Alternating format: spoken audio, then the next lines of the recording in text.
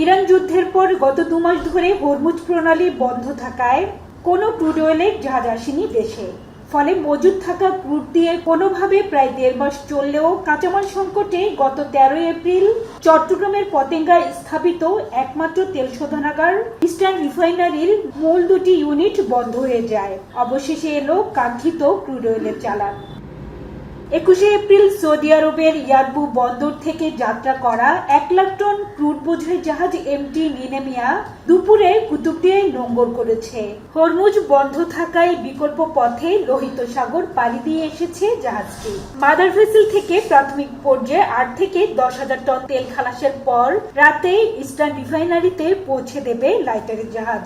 পুরো তেল খালাসে সময় লাগবে অন্তত 10 দিন। ক্রুড অয়েল আসায় কাঁচামাল নিয়ে ইস্টার্ন রিফাইনারির সংকট কাটল। প্রাথমিকভাবে অন্তত 8 থেকে 10,000 টন তেল টাঙ্কিতে পাম্পিং করে প্লান্টে নেওয়া হবে। এক্ষেত্রে 27 দিন বন্ধের পর শুক্রবার ফের উৎপাদনে যাবে ইআরএল, জানালেন বিপিসি চেয়ারম্যান। আমাদের ERL-2 যেটা অনুমোদন হয়েছে, আপনারা সবাই জানেন ERL-2, সেটা যখন চালু হবে ওখান থেকে আমরা একটা উল্লেখযোগ্য পরিমাণ এলপিজি পাবো।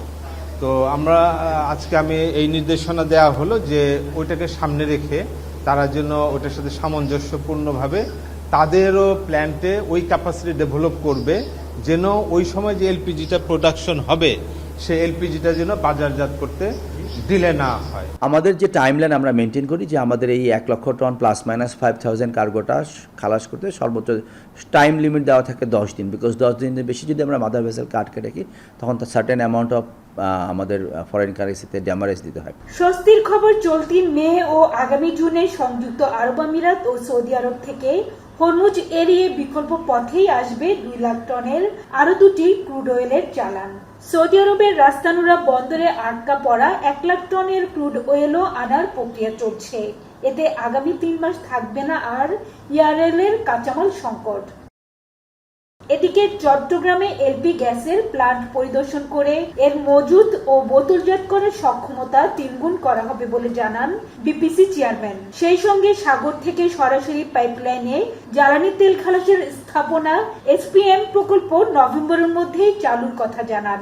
চেষ্টা করেছি যে প্রতিষ্ঠান সম্পর্কে ইনস অ্যান্ড আউটস পুরোপুরি জানতে, এবং এই প্রতিষ্ঠানটাকে আমরা আরো অনেক বেশি এগিয়ে নিয়ে যাওয়ার জন্য আমাদের প্ল্যান। তার মধ্যে অন্যতমই হলো যে আমরা এক্সিস্টিং যে ক্যাপাসিটি আছে এই প্রতিষ্ঠানটা, সেই ক্যাপাসিটিকে আমরা 3 গুণ করতে চাই। মূলত সৌদি আরব ও সংযুক্ত আরব আমিরাত থেকে আমদানি করা ক্রুড অয়েল পরিশোধন করে বছরে প্রায় 15 লাখ টন তেল বাজারজাত করে ইআরএল। মধ্যপ্রাচ্যের চলমান যুদ্ধে জ্বালানি তেল আমদানি নিয়ে সংকট তৈরি হওয়ায় বর্তমানে বিকল্প বাজার খুঁজছে বিপিসি। হাজারে শিউলি, এখন চট্টগ্রাম।